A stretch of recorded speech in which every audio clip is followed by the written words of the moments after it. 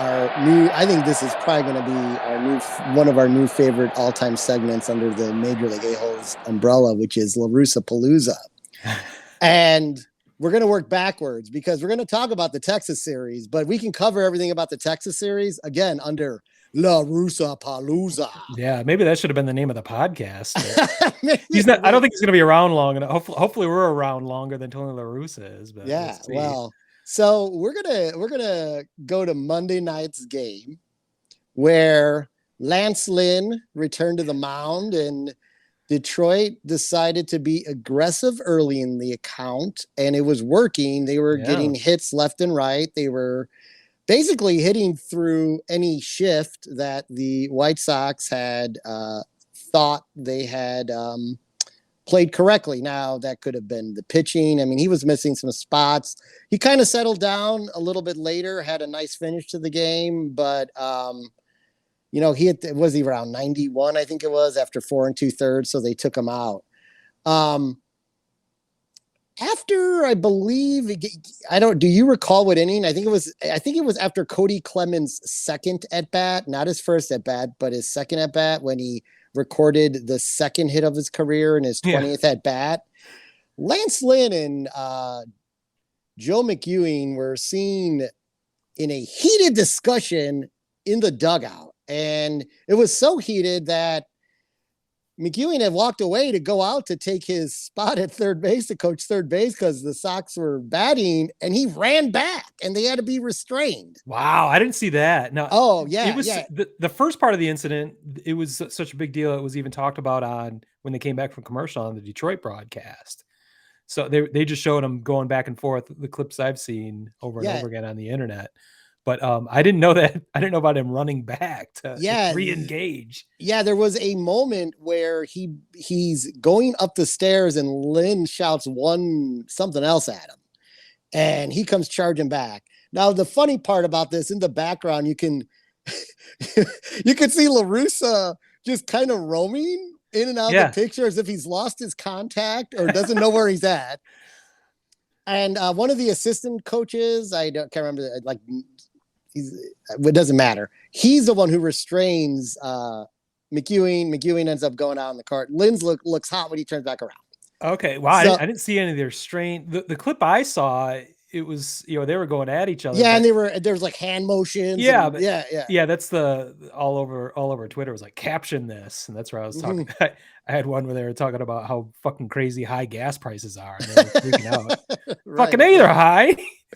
But the funny thing about that is if you look at the background, at least in that clip, like no one's even reacting in the background. They're like, it's just Lynn going nuts again. Yeah, right. That's what he does. But no one was like freaked out. So that's why I didn't even know about the restraining part of that. But so let's before we speculate what really happened, which I think we all kind of know what really happened. It's pretty obvious, but La Russa gets asked the question now. Instead of just saying something simple like, "Oh, that's between McEwing and Lynn," that's a pretty standard managerial answer that no one can argue with. Yeah. No, in his in only La Russa fashion. Lynn was upset with himself. He felt like he had missed some pitches, and McEwing was just trying to fire him up and get him going, and it kept going. And everyone was it's kind of stunned silence because they're like, that makes absolutely no sense. As much as most of his post-game press conferences have. Well, I mean, he did complete sentences without dramatic pauses during it. So he must have already worked. He's like, my favorite line was, he's like, I could see like what Lance, I could read his lips. He's like, I'm just not making my pitches right now. I'm upset. I don't think that's what he said. I think Lance, slop deck motor finger. Yeah. I think Lance was upset, and I would agree with him. And I don't know if you will or wouldn't or will not, but Cody Clemens is at 18 major league at bats. How do you know where to shift them versus just playing the field straight up, especially since the second hit would have gotten him out of the inning if the second baseman were positioned where the second baseman is normally positioned? That's interesting. I hadn't heard that angle. my retort to that would be they're looking at his AAA, his career, Yeah, I in minor know. league spray charts where they're coming up with that. But that's a pretty valid argument. Like, I think, well, Lance Lynn's he's just gonna be angry about everything, and there probably was some truth into what Tony said. He wasn't happy with anything, and he just lashed out at that particular moment, and it probably wasn't the right thing to do either. But I think he's just an angry guy most times, and most everyone rolls their eyes. And it's funny that Joe McEwing couldn't. It's interesting that he went right back at him. I'm not really sure what that accomplishes, but yeah, I mean, Joe is in charge of defensive positioning, so it all to me it kind of adds up because he after that pitch he goes like this. Lynn goes like this. Like, what the fuck? Why are you not where you should be? He does this, like, what the fuck? What do I have to do to get an out in this inning? So, I mean, again, it's speculation. Lynn's answer was funnier. You heard the ribeye steak versus a filet. I did. Answer when he was you might want to. I mean, did you want to recount that? Yeah, no, it's just funny. He's like, oh, he's just trying to get me fired up. You know, I'm a ribeye guy. He says he's a filet guy. I like a baked potato. He likes a filet and salad. I mean, Caesar salad. Yeah. I thought he said that kind of disparagingly too, which I take offense to because I'm a big Caesar salad guy. So I like a Caesar salad, but I also don't mind, necessarily a baked potato with maybe Caesar salad to start and then have the baked potato and I do prefer, I'm with Lance on this one. I prefer the ribeye over the filet because it is more flavorful. So I think we should. Oh my God. And then, fuck you. Filet. Filet, motherfucker.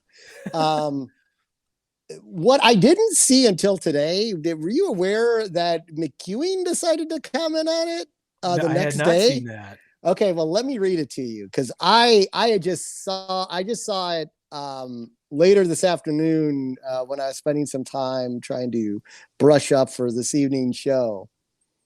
When he was directly asked, did it have anything to do with defensive positioning? And he said, and that's the miscommunication part. That's what I assumed. And it was more or less about him not making his pitches. He wasn't making pitches. He was leaving balls in the middle of the zone. And that's what he was feeling internally. My assumption was it was about something else. So wait, you had a whole conversation with him, but what you're saying is you have no idea what you guys were arguing about. That I mean, it just seems like he's kind of just going back at him in the media just to keep the feud going for whatever reason. He's basically saying we had a conversation. I have no idea why I was getting yelled at, and I don't even understand why I ran back at him angrily down the stairs, other than maybe perhaps he was telling me I'm not doing my job correctly, positioning the fielders. I mean, like, what are we talking about here? I mean, wow.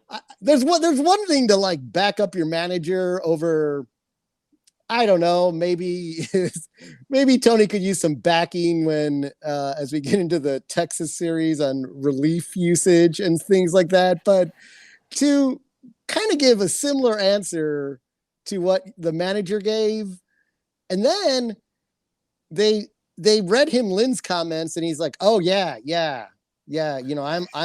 I'm pescatarian, so like we were going at it," and I'm just like, you guys just like you could take something simple and somehow turn it into a national news story where it could always be avoided, which is how we've gotten to Sox type things as its own podcast, because without fail, every week there is something dramatic and ridiculous to talk about. Yeah, it's a couple times a week at this point. So yeah, luckily we have plenty of time and 2 podcasts to split all this up with. So